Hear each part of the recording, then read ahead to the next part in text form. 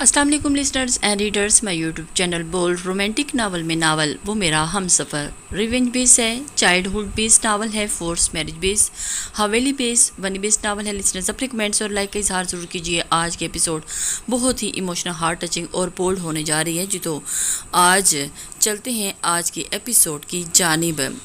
कुछ देर के लिए हर तरफ खामोशी छा गई। सिर्फ रात के वक्त बोलते हशरात की आवाज़ें सुनाई देती थी। मैंने सिर्फ एक बार उनसे माफ़ी मांगी और फिर दोनों में वो कई बार मुझसे माफ़ी मांगते रहे। वो तुमसे भी माफ़ी मांगना चाहते थे, जर्निश को प्यार करना चाहते थे। अगर तुम मेरा साथ देती तो। पछतावे फिर से उसे घेरने लगे। इतने दिन से वो खुद को कोस रहा था। उसे हाकम की बात मानते एक बार अपने बाप से वक्त रहते मिल लेना चाहिए था। कासम तो फिर भी आखिरी वक्त में अपने बाबा के पास थे। उनसे माफ़ी भी मांग ली और देखो मुझे तो अपनी माँ से आखिरी वक्त भी ना मिल सका। और फिर महरीन ने भराई आंखों से उसे देखा तो उसका अक्स धुंधला गया, बिल्कुल वैसे जैसे अब दिल धुंधला गए थे। तुम्हें मांगनी चाहिए थी, तुम्हें उनसे मिलना चाहिए था, मैंने तो मना नहीं किया था। वो टेक छोड़ते सीधा हुआ था, लेकिन मैं तुम्हारी वजह से नहीं मिलती थी क्योंकि माँ का लाड और प्यार अलग था। हम दोनों ने अपनी खुशी के लिए अपने माँ बाप का दिल दुखाया था महरीन, और हमें उनकी बद्दुआ लगी। आज हम दोनों एक दूसरे को मलामत कर रहे हैं। हम साथ हैं मगर पूरी तरह कोशिश से कभी नहीं खुश रह पा रहे। वो थके हुए अंदाज में एतराफ़ कर रही थी। कासिम ने नफ़ी में सर हिलाया। माँ बाप कभी बद्दुआ नहीं देते। ज़ुबान से कुछ भी कह दें तो दिल उसी वक्त इनकारी हो जाता है, लेकिन कह देते हैं और कुछ वक्त गुजरता है तो औलाद का क्या भूल भी जाते हैं। और कभी औलाद की नाफरमानी अल्लाह याद रखता है तो वो कभी भूलता नहीं। और जब वक्त से ही आता है तो बंदा को भी याद दिला देता है कि उसके गुनाह के बदले मिलने वाला दुख हमें याद दिलाता ज़रूर है। मगर हम अपने माँ बाप का दिल दुखाया था। कासिम, क्या हम गलत थे? इतने साल बाद वो रोती आंखों के साथ उससे सवाल कर रही थी। पता नहीं, उसका अंदाज थकन लिए हुए थे। और फिर वहाँ एक गहरा सुकूत छा गया। वो रात सोने के लिए लेटी थी। सामने बेड खाली था मगर वो फिर भी सोफे पर ही सोई थी। अब्बास को गए दिन ब दिन हो गए थे। इस बार वो एक वीकेंड पर भी नहीं आ सका था और उसकी पार्टी को कोर कमेटी मीटिंग आ गई थी। लेकिन वो हर रात सोने से पहले उसे कॉल ज़रूर करता था और उनकी बातचीत का दौरानिया 2 मिनट से ज़्यादा नहीं होता था। उसका मोबाइल थरथराया। वो जानती थी कि इस वक्त कॉल किसकी होगी। मोबाइल की स्क्रीन पर मिस्टर का लफ्ज़ जगमगा रहा था और उसने कॉल उठाई। अस्सलाम वालेकुम जर्निश फातिमा। दूसरी तरफ से भी जवाब आया, वालेकुम अस्सलाम, कैसी हो? वो ज़्यादा देर तक उसके पूरे नाम से पुकारता था और उसकी आवाज़ से बात करते हुए रिखाई लिए हुए थी। क्या कर रही हो? वो इतनी ही अपनायत का मुजाहरा करता था। सोने की तैयारी, रोज़ एक सा जवाब देकर थकती नहीं हो तुम? वो हंसा था। आप भी तो रोज़ एक ही वक्त पर यही सवाल पूछते हैं तो जाहिर बात है जवाब भी तो एक ही होंगे ना। वो बुरा मनाते हुए बोली थी। नहीं, जवाब भी मुख्तलिफ तो हो सकते हैं, जैसा कि तुम अब मुझसे पूछो मैं क्या कर रहा हूँ। वो मलहूस होते हुए बोला। फिर अचानक से याद आया, वैसे तुमने मुझसे ये सवाल कभी नहीं पूछा। वो शिकवा करने लगा। जर्निश ने कोप से आंखें मिची। क्या कर रहे हैं आप? काफ़ी जान छुड़ाने वाला अंदाज था। तुम्हें याद? उसकी आवाज़ ज़रा बोझल हुई। जर्निश ने मोबाइल कान से हटाकर सामने की स्क्रीन को घूरा और माथे पर नागवारी भरे पल पड़ गए थे। बुरा मत मनाना जर्निश फातिमा, ये सिर्फ एक डेमो था। एक ही सवाल का जवाब मुख्तलिफ भी हो सकता है। वो जल्दी से बोलता बेइख्तियारी का सद्भाव करने लगा था। लहजे में मजाक का अंसर जान पैदा कर गया था। जर्निश की जान में जान वापस आई। ऐसे डेमो देने से इज्तनाब कीजिए मिनिस्टर साहब। उसकी आवाज़ में नापसंदीदगी थी और अब्बास ने गहरी सांस ली। माजरत कबूल कीजिए।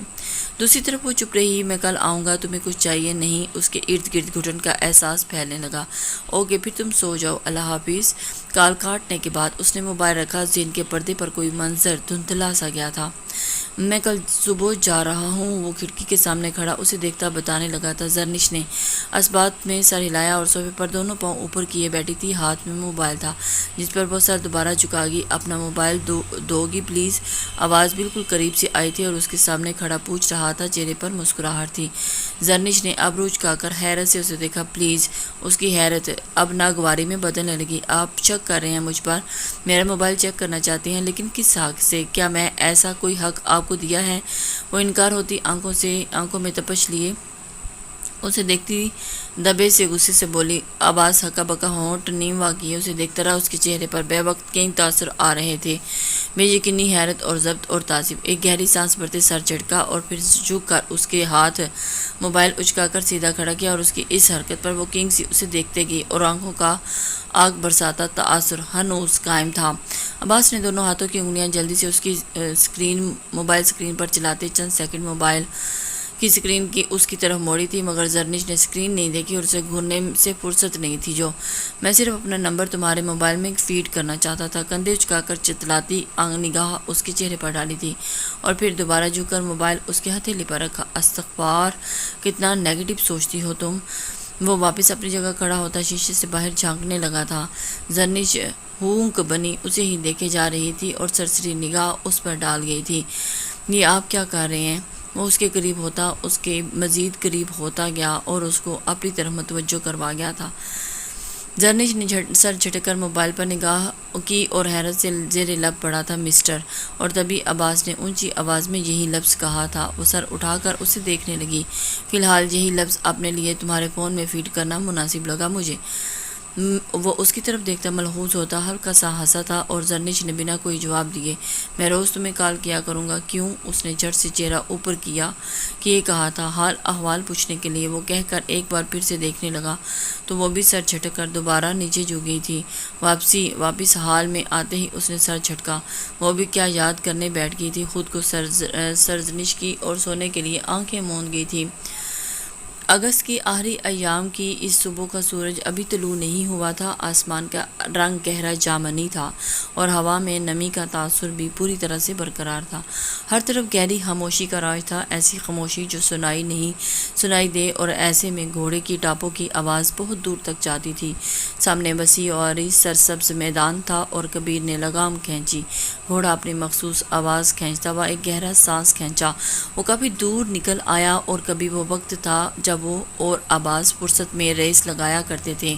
تب یہی میدان ان کا فنشنگ پوائنٹ ہوا کرتا تھا۔ تب ذمہ داریاں نہیں تھیں، اور اب وہ بیٹے دونوں کے قصے لگتے ہیں، بیتے دنوں کے قصے لگتے ہیں۔ اسے یاد بھی نہیں تھا کہ وہ گھوڑے کی پشت سے لاتا وہ نیچے اترا۔ سورج کی سنہری کرنیں زمین کا رخ کرنے لگی تھی۔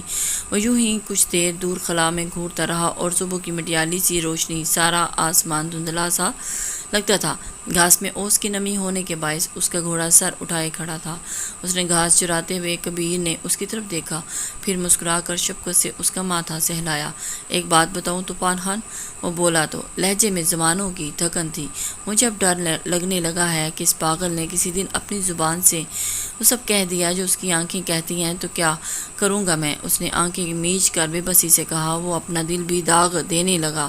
وہ اداسی سے مسکرایا انداز میں ہبکی تھی، اور اس کا ہاتھ مسلسل گھوڑے کا ماتھا سہلا رہا تھا۔ صبح کی طلوع ہوتی صبح روشنی میں اس بڑے سے سنسان میدان میں کھڑا وہ شخص اپنے دل کا سب سے بھاری بوجھ اس پر محسوس کر رہا تھا۔ تم خفا ہوگے مجھ سے؟ تمہارے سوا میں کسی اور سے محبت بھی کیسے کر سکتا ہوں؟ وہ ہنستا تھا، لیکن اس ہنسی میں بھی افسردگی تھی۔ لیکن میں خود نہیں جانتا وہ کیسے ہوئی، بس ہوگی، لاکھ منع کرنے کے باوجود بھی ہوگی۔ دھیمی آواز میں شائستگی کا اعتراف تھا۔ وہ بہت پیاری ہے طوفان خان، اس سے محبت کرنا مشکل نہیں، نہ کرنا اپنے لیے زیادہ مشکل کام کو چنا۔ مرد عورت کی اپنے لیے پسندیدگی جلد بھانپ لیتا ہے۔ مجھے بھی اس کی آنکھوں میں بدلے رنگ سے جلدی ہی آشنائی ہو گئی تھی، اور میں نے اس کا سدباب خود سے اس دور کر کے کرنا چاہا، اور اس سے رکھائی برت کر بے نیازی دکھا کر مجھے لگا اپنے بڑھتے قدم روک لے گی۔ غلط لگتا تھا۔ اس نے لمبا سا تھکن زدہ سانس باہر دھکیلا، اور سینے کا بوجھ بڑھتا جا رہا تھا۔ حویلی والوں نے ایک ایسی محبت کا انجام بھگتا ہے اور ابھی تک بھگت رہا ہے۔ شروع میں تھوڑا سا وقت گزرتا ہے اور دل سنبھل جاتا ہے، لیکن اسی دل کے بہکانے پر کوئی غلط قدم بھی اٹھا لو تو بعد میں یہی دل ساری زندگی کے چوکے لگاتا رہتا ہے۔ اپنی غلطی یہ بھلا مانتا ہی کب ہے؟ وہ ذرا توقف کو رکا اور ایک مطمئن نگاہ اس پر ڈالی، جیسے وہ سب سن رہا ہو، سمجھ رہا ہو۔ اس لیے یہ غلطی میں خود کروں گا اور نہ ہی اسے کرنے دوں گا۔ اس کا انداز قطعی تھا۔ دل نے کچھ کہنا چاہا مگر انسنی کر گیا۔ چلو واپس چلتے ہیں اس سے پہلے کہ بہت دیر ہو جائے۔ سر جھٹک کر وہ گھوڑے پر سوار ہو کر ذرا لگام کھینچ کر گھوڑے کا رخ بدلا اور ایڑ لگائی تو وہ تیزی سے دوڑتا ہوا گیلی مٹی کے ذرے اڑاتا منظر سے دور ہوتا گیا تھا۔ زرنش آ جاؤ، تمہیں کسی ہاتھ سے ملوانا ہے۔ وہ دوپہر ہی حویلی پہنچ گیا تھا۔ کھانا بھی اس نے گھر آ کر ہی کھایا تھا اور اس وقت زہرا اپنے کمرے میں تھی۔ حاکم کہیں باہر گئے ہوئے تھے اور زرنش اور عنایا ٹی وی لگائے ڈرامہ دیکھنے میں مگن تھی۔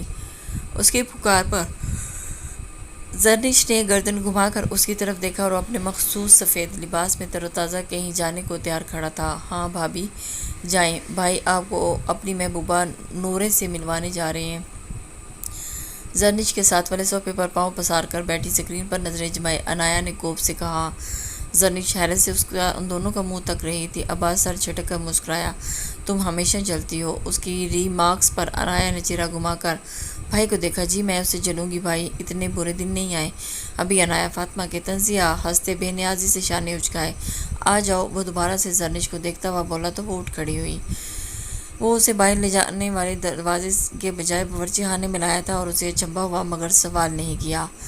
باورچی خانے کے باہر کی طرف کھلتے دروازے سے نکل کر وہ سین عبور کرتا گیٹ کی طرف بڑھ رہا تھا۔ زرنش اس کے پیچھے پیچھے سے گزرے دنوں کی وہ کئی بار عنایا کے ساتھ اس سین میں آئی تھی اور اس کے ساتھ اس کی اچھی الیک سلیک ہو گئی تھی۔ آپ کی کوئی محبوبہ بھی ہے؟ اس کے پوچھے کے انداز سرسری تھا۔ وہ نہیں، تمہیں جلن ہو رہی ہے؟ وہ قدم روک کر پیچھے مڑتا پوچھنے لگا۔ مسکراہٹ ہونٹوں کے کناروں میں دبی ہوئی تھی۔ زرنش نے برا سا منہ بنا کر کندھے جھٹکے۔ مجھے کیوں ہوگی؟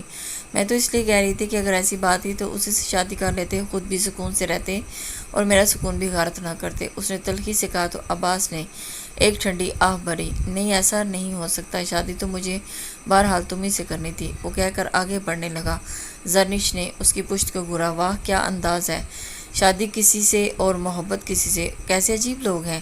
کتنے دھڑلے سے دونوں بہن بھائی میرے سامنے اسی کا نام لے رہے تھے اور یہ صاحب تو مجھے ملوانے کے لیے بھی جا رہے ہیں۔ نورے بڑا ہی کوئی افسانوی سا نام ہے۔ وہ اپنی ہی سوچوں میں کٹتی ہوئی بظاہر لاپرواہی سے دیکھ رہی تھی۔ گیٹ کھول کر وہ جوں ہی باہر نکلی کتے کے بھونکنے پر پوری طرح چونکی۔ اسے لگا تھا کہ وہ کہیں باہر آئے ہیں، لیکن نہیں، وہ تو ایک اور چار دیواری تھی۔ سیر کچا تھا اور صرف گزرنے کے لیے پتھریلی روش بنائی گئی تھی۔ دور سے ایک خوفناک قسم کا کتا بھونکتا ہوا اس کی جانب تیزی سے لپکا اور اس کے حلق سے پتلی سی چیخ نکلی تھی۔ وہ بے سختہ عباس کے پیچھے ہوتی اس کی کونیاں دبوچ گئی تھی۔ عباس جو اپنے دھیان میں آگے بڑھ رہا تھا ایک جھٹکا کھا کر رکا۔ چہرہ گھما کر اپنے پیچھے کھڑی زرنش کو دیکھا جس کے چہرے کی رنگت فک ہو رہی تھی۔ شیرو اس کے قریب آ کر اس کے قدموں میں اگلی دونوں ٹانگیں زمین پر ٹیک لگا کر بیٹھ گیا۔ ارے یہ شیرو ہے، تم ڈرو مت، یہ تمہیں کچھ نہیں کہے گا۔ پیچھے مڑتے مسکرا کر کہتے اس کا لہجہ تسلی آمیز تھا۔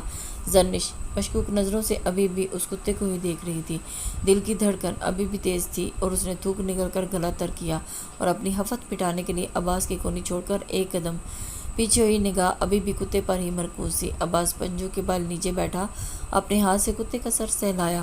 زرنش نے بے اختیار جھرجھری لی۔ شیرو تم نے بیوی کو ڈرا دیا، آئندہ اس طرح مت کرنا۔ وہ بہت پیار سے اس کی پیٹھ تھپ تھپاتا ہوا اٹھنے لگا۔ یہ شیرو ہے؟ زرنش کی چیخ نما آواز بے یقین لیے ہوئے تھی۔ ہاں کیوں، کیا ہوا؟ وہ ہاتھ جھاڑتا سیدھا ہوتا اس کی طرف رخ کرتے کھڑا ہوا۔ یہ ایک کتا ہے، زرنش نے انگلی اس کی طرف تان کر تنزیہ کہا۔ نگاہیں اس کو خود پر گھورتی ہوئی محسوس ہوئی۔ ہاں ہے تو کتا، لیکن اس کا نام شیرو ہے۔ اور ہاں میرے سامنے تو کہہ دیا، کبیر کے سامنے کتا مت کہنا، وہ تھوڑا ٹچی ہو جاتا ہے۔ عباس دھیرے سے ہنسا۔ زرنش نے چہرہ آسمان کی طرف اٹھایا اور شام کے سائے گہرے ہو رہے تھے۔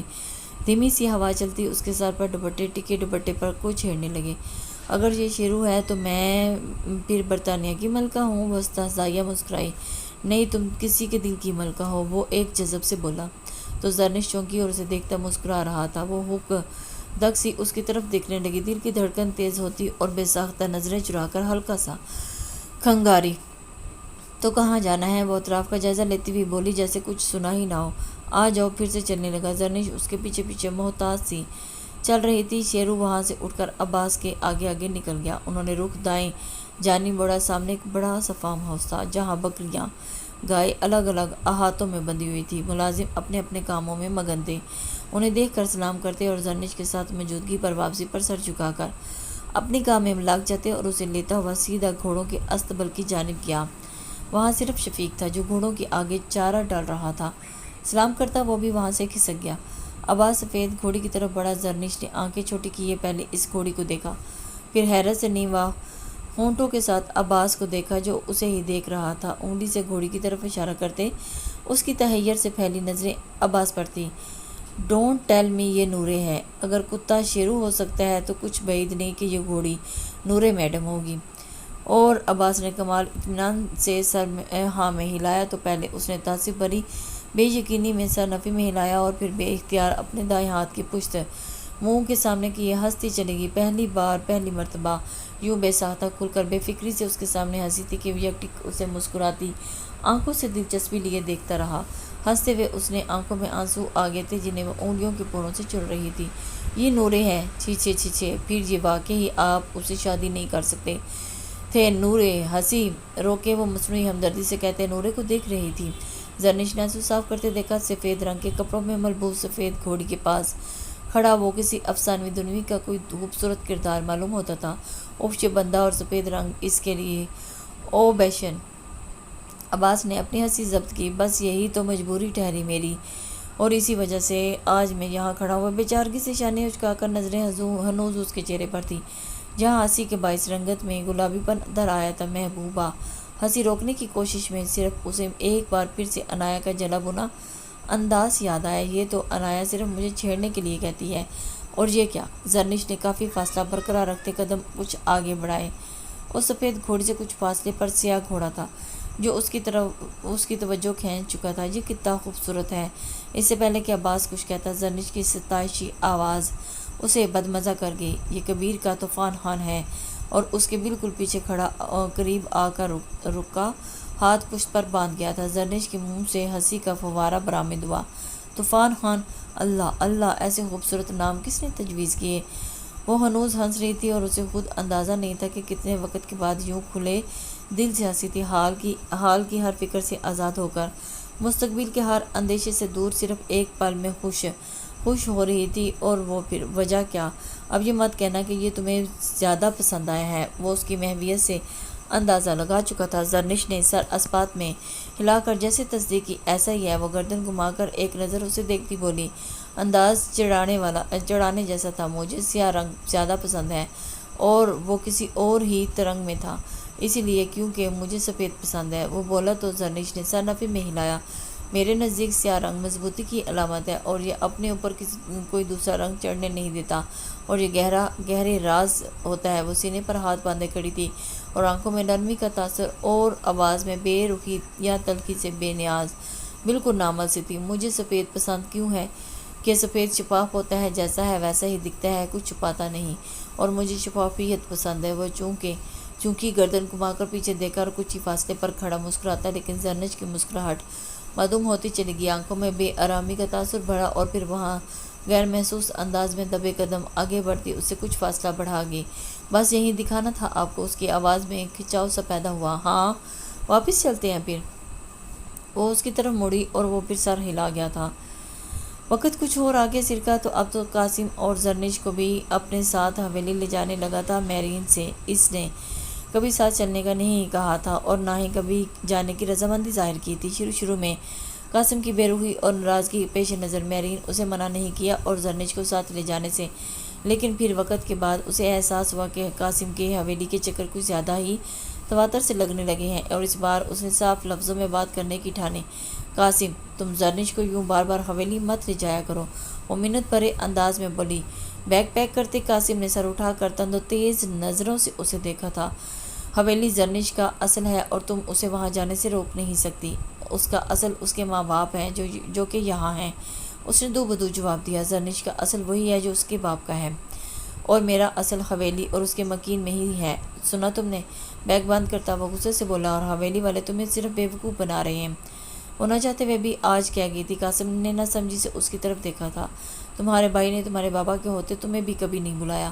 وہ چاہتے تو تمہارے بابا کے ساتھ تمہارا تعلق دوبارہ استوار کر سکتے تھے، لیکن انہوں نے ایسی کوئی کوشش کبھی دل سے نہیں کی تھی، اور کرتے بھی کیوں؟ تمہارے بیچ سے نکل جانے کے بعد ساری جاگیر اور وراثت اکیلے ہی وہ زہر ہوندہ لہجے میں بولی تو قاسم نے حیرت بھری بے یقینی سے اسے دیکھا اور پھر تعصب سے سر جھٹکا۔ تم سے ایسی منفی ذہنیت کی امید کی جا سکتی ہے میرین؟ تمہیں اپنے ناپسندیدہ لوگوں میں صرف برائی دیکھنے کی چاہ رہتی ہے اور تم صرف وہی سوچتی ہو جیسا تم انہیں دیکھنا چاہتی ہو۔ ضبط کرتے بھی قاسم کی آواز بلند ہوئی۔